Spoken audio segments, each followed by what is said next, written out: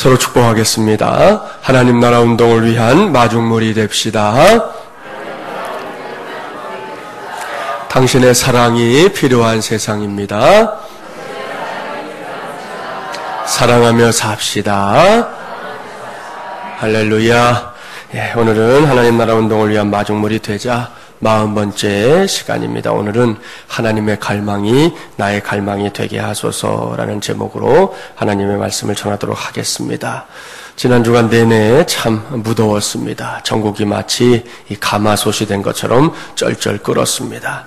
낮에 운전을 하다가 이 차 안에 있는 온도계 이렇게 확인해 보는 게 있는데요. 눌러보니까 이 섭씨 40도가 찍힐 정도였습니다.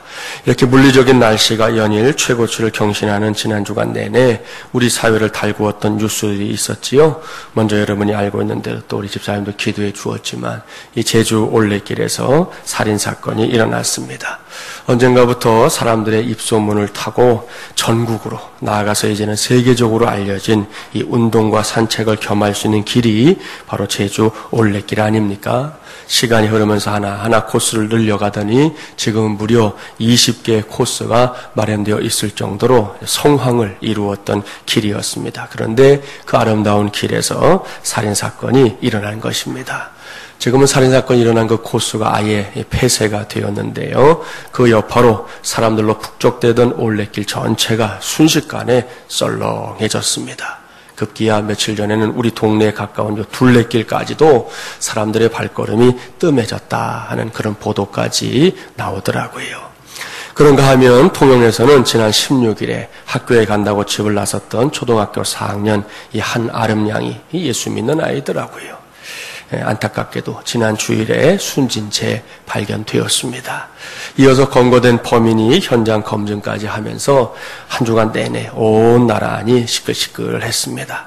그 밖에도 전 세계 금융시장이 유럽발 악재로 출렁이는 등등 올림픽을 해서 좀 더 시끄럽고 좋은 소식들도 있긴 하지만 여러 모양의 사건과 사고들이 지난 한 주간 내내 이어졌습니다. 그로 인해 우리 모두는 답답한 마음을 금할 수가 없었습니다. 이런 가운데 오늘 전할 메시지를 준비하는데 제 마음에 문득 떠오른 것이 있었어요.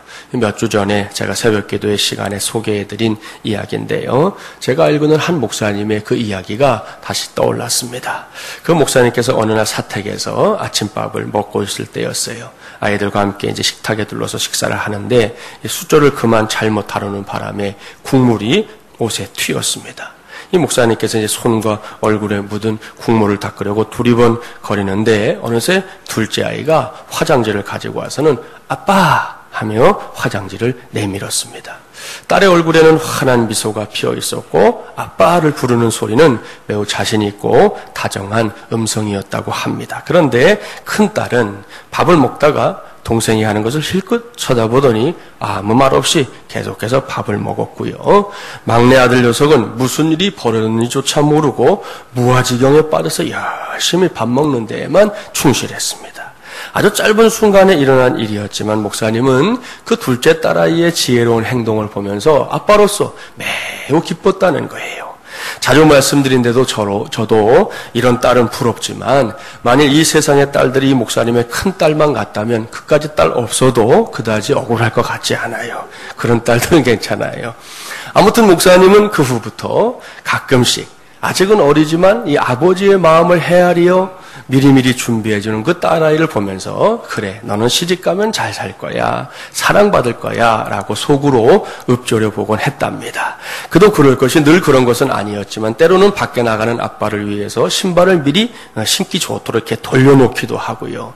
밥을 먹고 있으면 물을 미리 떠다가 아빠 옆에 갖다 놓는 등등 하여튼 그런 모습을 보았기 때문이었습니다. 따라서 이 딸을 보는 아버지의 마음은 기쁘기 그지없었습니다. 무엇보다 그 아이의 행동이 아빠가 볼 때 전혀 아부로 느껴지지 않았습니다. 대가를 바라는 어용성의 행동으로 받아들여지지도 않았습니다.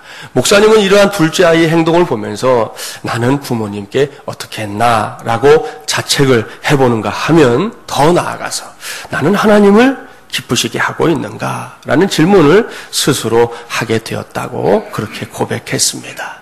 사랑하는 마중물려란 가족 여러분, 한 부모 밑에서 태어난 똑같은 자녀들이지만 이렇게 부모의 마음을 헤아려서 어떻게든 부모를 기쁘게 하려는 아이가 있는가 하면 어떤 아이는 부모의 마음을 헤아리기는커녕 마냥 칭얼대는 아이도 있습니다.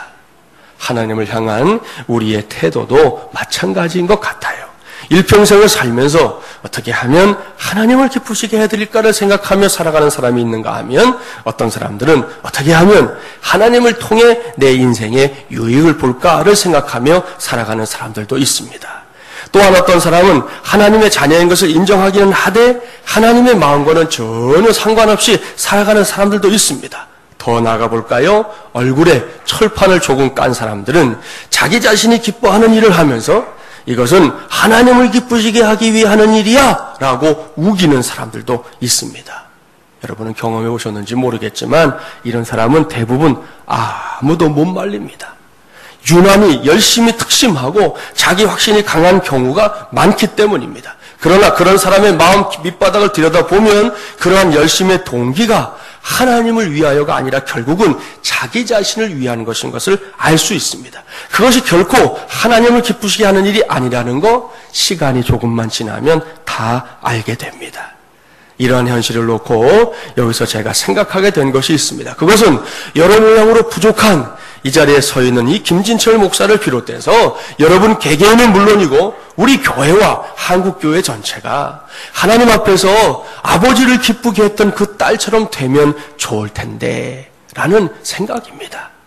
요즘같이 무더운 날씨에 저 바깥 세상까지 사람들의 속을 시끄럽게 하는 한 주간을 보내면서 더더욱 그런 생각을 하게 되었습니다.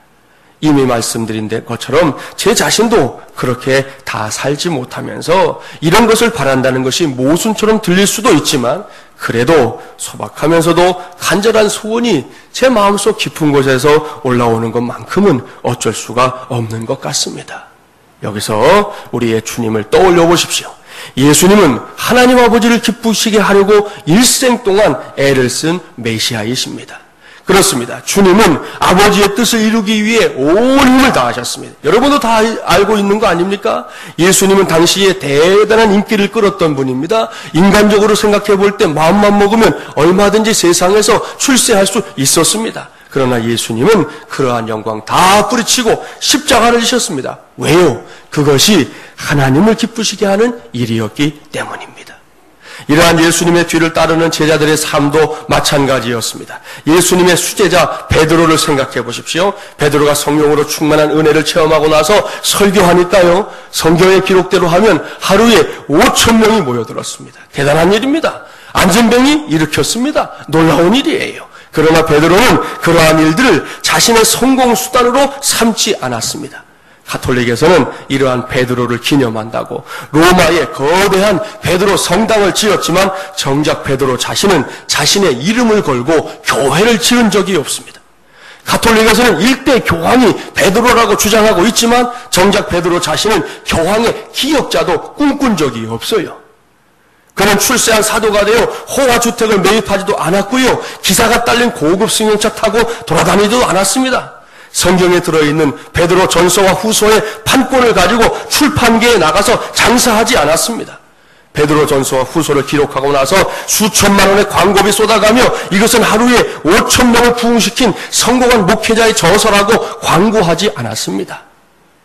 우리가 아는 대로 그 베드로는 오로지 주님을 기쁘시게 하기 위해 살다가 주님을 위해 죽었습니다.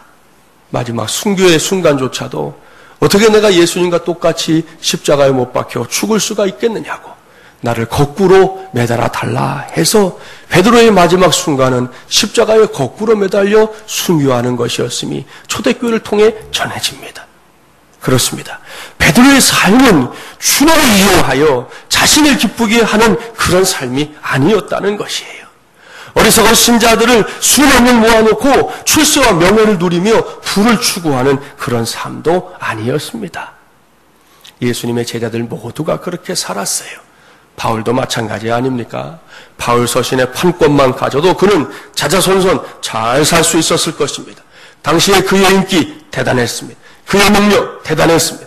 그는 자신의 인기를 발판으로 예루살렘에 있는 교회를 팔고 사람들이 많은 로마에 가서 교회 짓고 예수님의 희생정신 잃어버리고 좀 더 안락한 극장식의 교회, 좀 더 편안하고 부담 없는 백화점식 교회를 찾는 종교인들을 모으지 않았다는 거예요. 그는 끝까지 새빵 목회하면서 오직 주님을 기쁘시게 하는 삶을 살았습니다. 사랑하는 마중물려랑 가족 여러분, 여러분은 이러한 예수님과 제자들의 삶을 어떻게 생각하십니까? 너무 어리석어 보이나요? 뭘 그렇게까지 하나? 라고 생각하십니까? 바로 여기서 우리 모두가 반드시 기억해야 할 것이 있습니다. 그것은 어차피 우리의 인생이 딱 한 번 사는 것이라는 사실, 그거 잊지 말아야 합니다. 그렇게 딱 한 번 사는 인생의 마지막 날에 주님께서는 우리 모두를 평가하실 거예요. 이런 질문으로 말입니다. 사랑하는 자야, 너는 나를 얼마나 기쁘게 하는 삶을 살았느냐? 우리 모두는 이 질문에 반드시 대답할 것이 있어야 합니다. 결론적으로 말씀드린다면 저와 여러분의 대답이 옹색한 변명이나 주저함 혹은 머리나 벅벅 긁는 그런 대답이 되지 않기를 간절히 바랍니다. 오늘 주신 말씀을 보십시오. 이미 한 번뿐인 인생을 주님을 기쁘시게 하는 삶으로 채워왔던 사도 베드로가 그러한 바람을 말로만이 아니라 실제로 이룰 수 있는 길을 아주 정확하게 가르쳐주고 있습니다. 그 길이 무엇인지 아십니까? 그것은 하나님의 갈망을 나의 갈망으로 삼는 것입니다. 옳습니다. 이것이야말로 주님을 기쁘시게 할 수 있는 지름길인 줄 믿습니다. 그렇다면 그 갈망이 무엇인지 아십니까? 자, 본문 9절 말씀 함께 봉독하죠. 본문 9절입니다. 주의 약속은 어떤 이들이 더디다고 생각하는 것 같이 더딘 것이 아니라 오직 주께서는 너희를 대하여 오래 참으사 아무도 멸망하지 아니하고 다 회개하기에 이르기를 원하시느니라. 아멘. 할렐루야. 사랑하는 마중물려랑 가족 여러분, 이 말씀이 바로 하나님의 갈망이 무엇인지를 확실하게 보여주는 말씀이에요. 하나님의 갈망, 그것이 도대체 무엇입니까? 그것은 할 수만 있다면 이 땅의 모든 인류가 결코 멸망에 떨어지지 않고 하나님 앞에 돌아와서 회개하고 하나님의 자녀들이 되는 것입니다. 이것이 바로 우리 하나님이 갖고 있는 갈망 중에 최고의 갈망이에요. 하나님의 말씀인 성경을 펼쳐보십시오. 곳곳에 이러한 하나님의 갈망이 담겨 있는 것을 확인할 수 있습니다.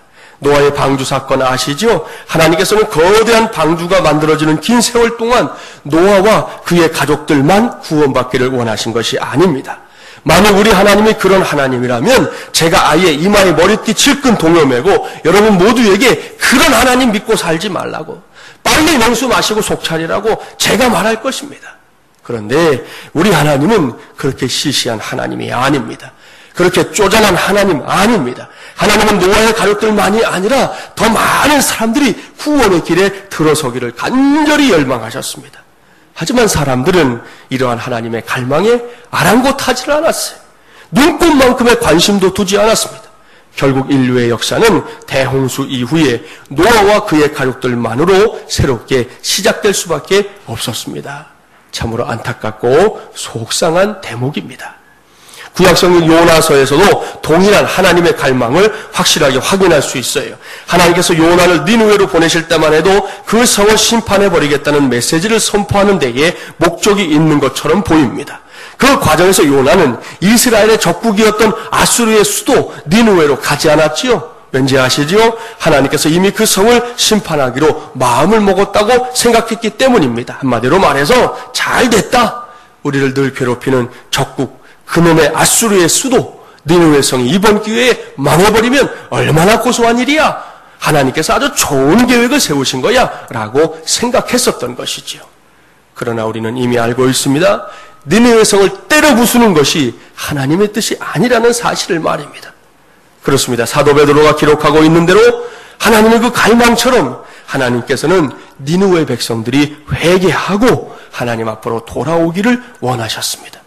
그러한 하나님의 갈망을 니느웨의 왕과 백성들에게 알리기 위해 요나를 그 땅에 보내셨던 것이지요. 이러한 하나님의 갈망을 이해하지 못한 요나가 물고기 뱃속에서 죽을 뻔했던 거 아시죠? 하나님께서 다시금 기회를 주셔서 요나가 니느웨 성에 들어가게 되었습니다. 요나가 찾아간 니느웨 성은 아주 큰 성이었습니다. 요나서 3장에 따르면 니느웨 성을 다 돌아보려면 이 성인의 걸음으로 이 3일은 꼬박 걸어야 한다고 했습니다. 성서 고고학자들에 따르면 니느웨는 그 둘레가 약 96km에 달했고 1500개의 탑이 있었다고 합니다. 또한 성벽은 무려 30m 높이의 성벽 위로 3대의 마차가 나란히 달릴 수 있었다고 해요. 상상만 해도 그 시대로 비추어 보면 어마어마한 규모인 것입니다. 요나가 그 거대한 성을 찾아갔습니다. 그리고는 목소리를 높여 외쳤습니다. 3일 동안 다녀야 할 큰 성이었지만 요나는 딱 하루 외쳐댔습니다. 니느웨 백성들은 들으시오.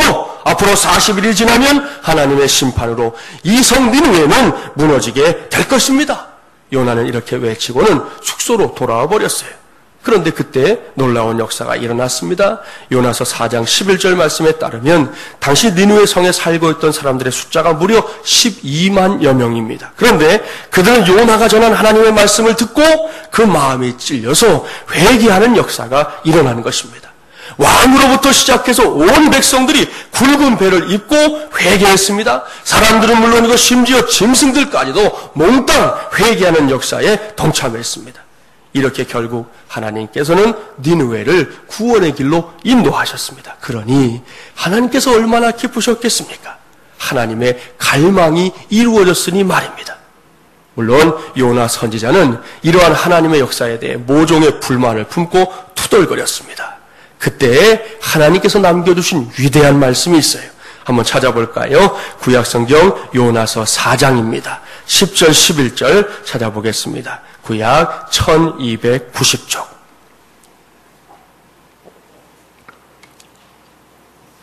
요나서 4장 10절과 11절 말씀 1290쪽입니다. 함께 봉독해 볼까요?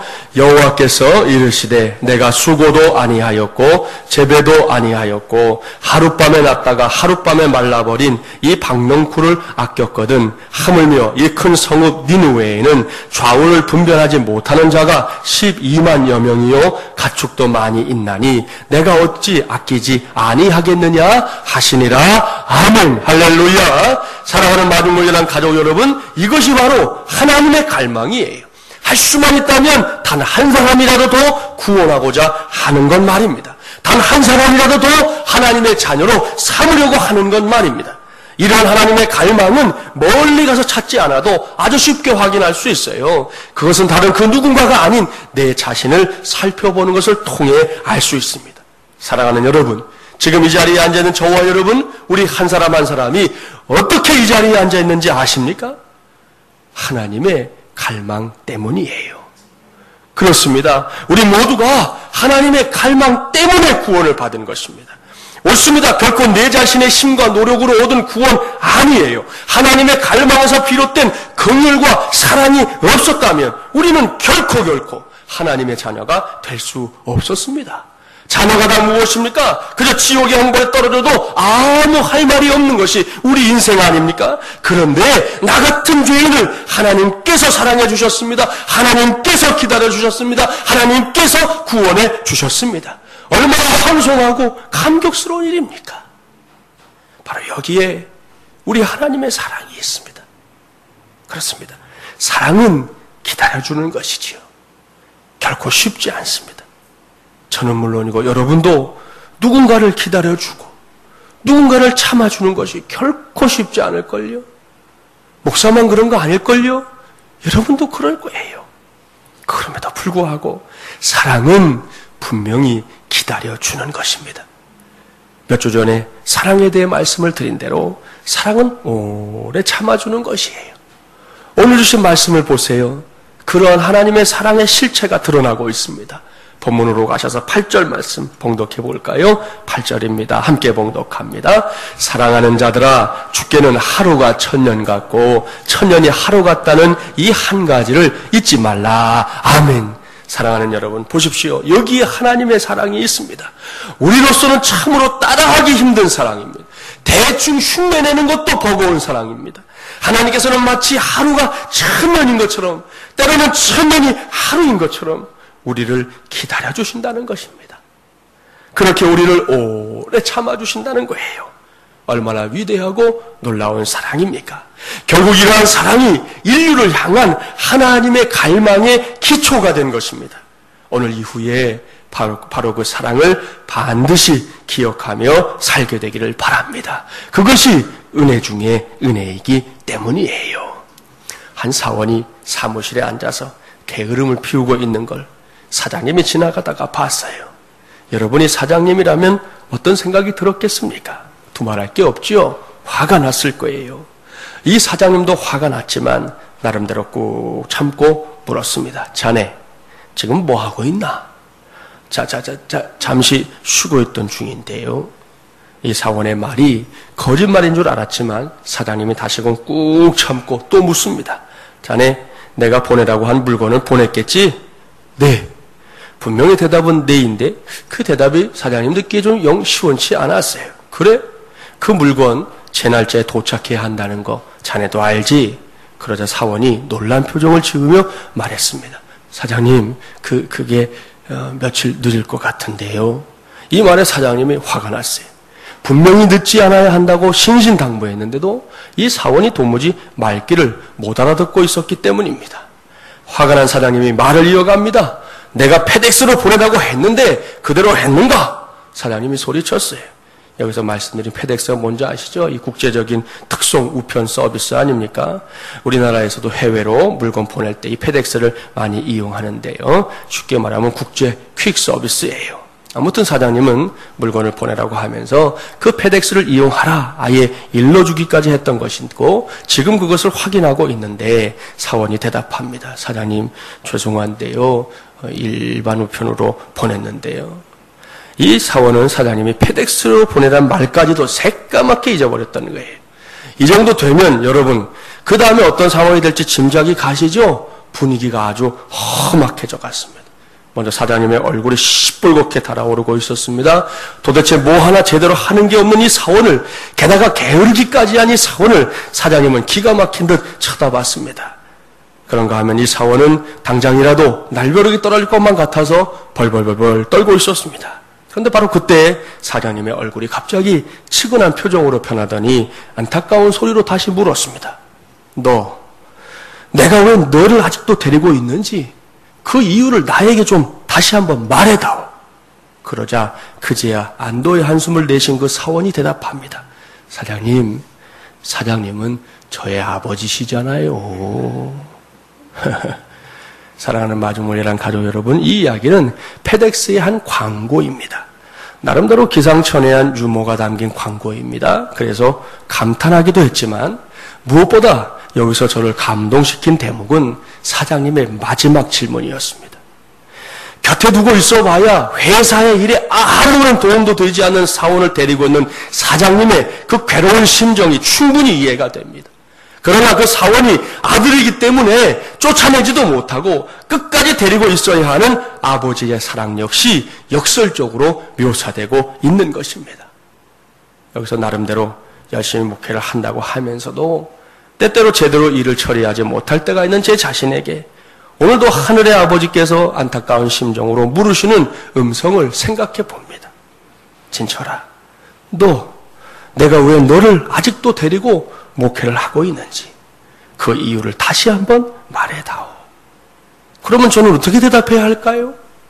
아주 죄송하지만 참으로 송구스럽기 짝이 없을 때가 많지만 변주변치 못한 제 자신의 모습 때문에 스스로 실망할 때도 많지만 그래도 그런 질문을 하실 때마다 그런 말씀을 하실 때마다 저는 아주 자신 있게 대답하려고 합니다. 뭐라고요?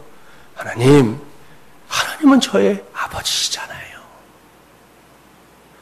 하나님은 저의 아버지시잖아요. 할렐루야. 사랑하는 마주몰리란 가족 여러분, 여기서 제가 왜 이런 말씀을 전하고 있는지 잘 이해해야 합니다. 이렇게 말해놓고 계속해서 못나고 부족한 삶을 살아가자는 말씀을 드리는 게 아니에요. 하나님의 백을 믿고 제멋대로 사랑하자 그런 말씀 드리는 거 아니에요. 이런 하나님 아버지의 사랑을 생각하면서 이전보다는 조금만 더 푸짐하게 살자는 것입니다. 조금만 더 최선을 다하며 삶을 살아보자는 것입니다.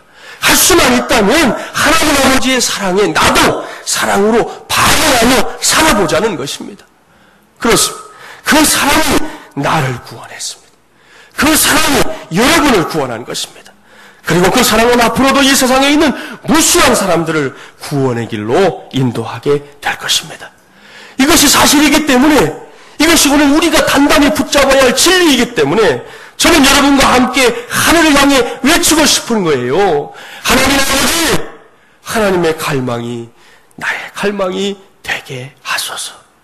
사랑하는 여러분, 여기서 우리가 해야 할 일은 너무나 분명합니다. 그것은 온 인류를 구원의 길로 인도하길 원하시고 또 원하시고 또 원하시는 하나님의 갈망에 반응하는 것입니다. 그것도 아주 적극적으로 반응하는 것입니다. 그 갈망으로 인해 먼저 구원받은 우리 모두가 또 다른 사람들을 구원의 길로 인도하는 것이에요. 오늘 주보에 써드린 칼럼을 시간이 되는 대로 꼭 읽어주시기 바랍니다. 지난 금요일에 시작된 유아유치부 성경학교에 관한 글을 써드렸어요. 그런데 그 칼럼의 제목이 중요해요. 제가 거기에다가 본격적인 여름사역의 신호탄이라는 제목을 붙여놓았습니다. 그렇습니다. 우리 교회는 이제 막 여름사역을 시작했습니다. 꼬맹이 친구들인 유아유치부 성경학교를 시작으로 유치리 농촌선교와 어린이부 캠프, 또 청소년부와 청년부 캠프, 마지막으로 전교인 수련회에 이르기까지 우리 교회가 2012년도를 위해 기획하고 준비한 사역들이 계속해서 이어질 것입니다. 그렇다면 우리가 이 사역들을 어떤 심정으로 감당해야 할까요? 그저 연례 행사처럼 생각하고 그저 그렇게 보내면 될까요? 교회가 해야 한다고 하니까 별 기대감도 없이 감동도 없이 짜증나는 의무감에만 사로잡혀서 시간을 보내면 될까요? 안 됩니다. 그렇게 보내기에는 너무나도 아까운 시간이에요. 너무나도 소중한 시간입니다. 그렇기 때문에 이 무덥고 짜증나는 여름을, 곳곳에서 흉흉한 소식이 들려오는 이 여름을 우리 모두가 아주 잘 보내려고 하면 반드시 붙잡아야 할 것이 있습니다. 하나님 아버지, 하나님의 갈망이 나의 갈망이 되게 하소서. 바로 이것입니다. 이런 심정으로 이번 여름을 보내보십시오. 이런 심정으로 이번 여름 사역에 동참해 보십시오. 이런 심정으로 이번 여름 사역을 위해서 기도해 보십시오. 당장 우리의 눈에 보이는 어린 생명 한 친구 한 친구가 예사롭게 보이지 않을 것입니다. 어제와 그제 유아유치부 친구들 성경학교 하는데요. 이 친구들이 얼마나 사랑스러웠는지 모릅니다. 무엇보다 먼 거리, 가까운 거리 구분하지 않고 친구들이 모여들었어요. 가깝게는 이 인근에서부터 멀리는 저 상계동 구리시에서까지 원근각처에 있는 우리 친구들이 오로지 성경학교를 위해서 모였습니다. 여러분, 사랑스러웠을까요? 안 사랑스러웠을까요? 그냥 보는 게 사랑스러운 거예요. 여러분, 그 친구들 중에는 잠이 다 깨서 여기 온 친구들도 있었지만 이게 벌써 생활 리듬이 깨져가지고는 여기 왔는데도 벌써 아예 또 정신을 못 차리고 비몽사몽 헤매는 친구들이 있었습니다. 얼마나 사랑스러웠는지 아십니까? 그 5만 가지 표정들이 정말 사랑스럽다니까요. 그렇게 모여서는 앞에서 전사님이나 선생님들이 찬양하며 율동을 인도하는데 그것을 제대로 따라하지 않고 제멋대로 막 뛰어다닙니다. 완전히 딴 세상에 사는 친구들도 있었습니다.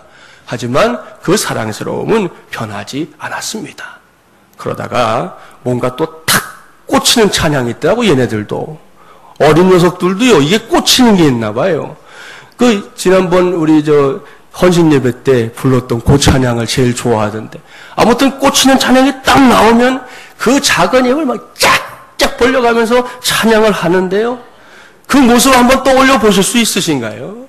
이게 말로만 할 게 아니라 여러분의 눈으로 직접 봐야 돼요. 이 친구들의 모습을 보면서 제게 떠오른 것은 부모 새가 새끼들에게 모이를 물어다 주는 바로 그 모습이었어요. 아마도 새들이 자기 새끼에게 모이를 물어다 줄 때 그냥 물어다 주는 게 아닌가 그런 생각했어요.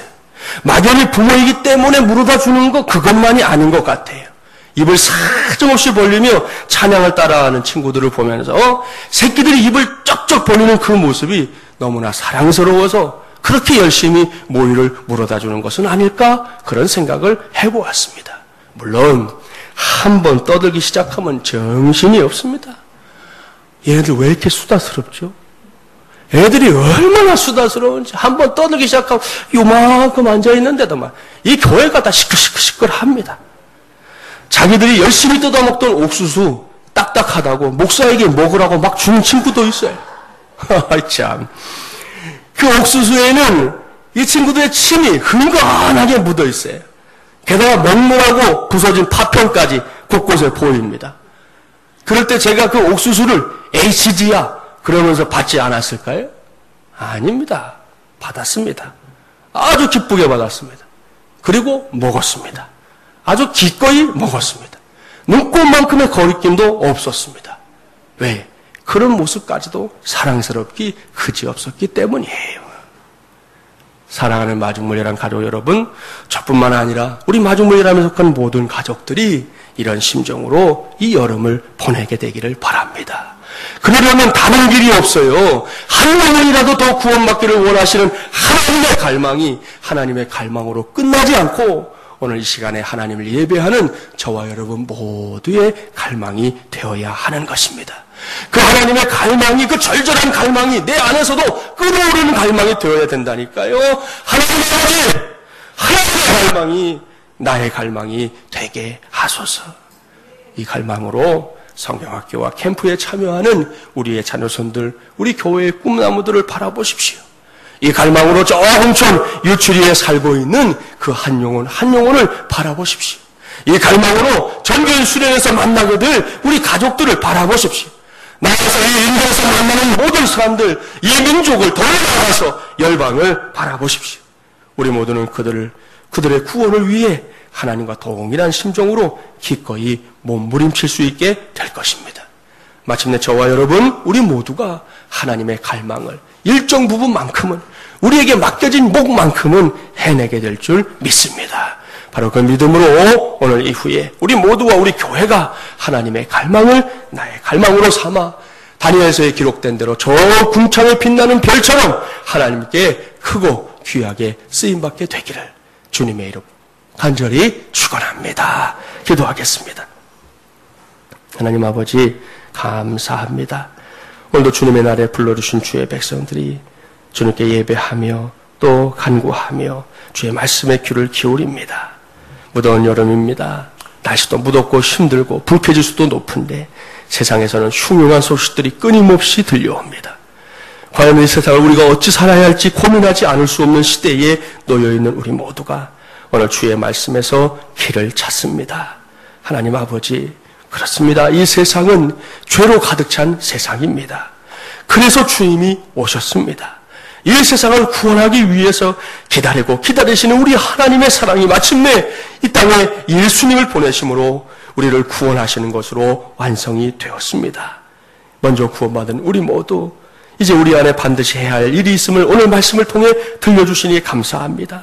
한 사람이라도 더 구원하는 것, 그것이 우리 하나님의 갈망임을 오늘 우리에게 눈물로 호소하십니다. 하나님 아버지, 그 하나님의 갈망이 이제는 나의 갈망이 되게 하여 주시옵소서. 하나님의 갈망이 우리 마음의 교회의 갈망이 되게 하여 주시옵소서. 특별히 여름 사역이 시작되었습니다. 여름 사역이 이루어지는 현장 현장마다 하나님의 갈망이 무엇인지를 깨닫고 아는 우리 마중물이라는 가족들이 되게 하여 주시옵시고, 이를 통해서 이 땅에서 죽어가는 그 영혼 단 한 사람이라도 더 때려서 구원할 수 있는 우리 모두가 되게 하여 주시옵소서. 주님의 뜻을 감당코자 이제 성경학교 시작했습니다. 캠프가 시작될 것입니다. 농촌성교 코앞에 있습니다. 정규 수련회 이루어질 것입니다. 모든 시간을 속에서 우리 안에 간절한 기도 있습니다. 하나님 아버지, 하나님의 갈망이 나의 갈망 되게 하여 주시옵소서. 하나님의 갈망이 우리 마중을 위한 교회의 갈망이 되게 하여 주시옵소서. 하나님 아버지, 그래서 꼭 여름에 우리가 그 갈망을 이루어드리는 하나님의 사람들, 하나님의 교회 되게 하여 주시옵소서. 이루어 주실 줄로 믿사옵고 예수님의 이름으로 기도하옵나이다. 아멘.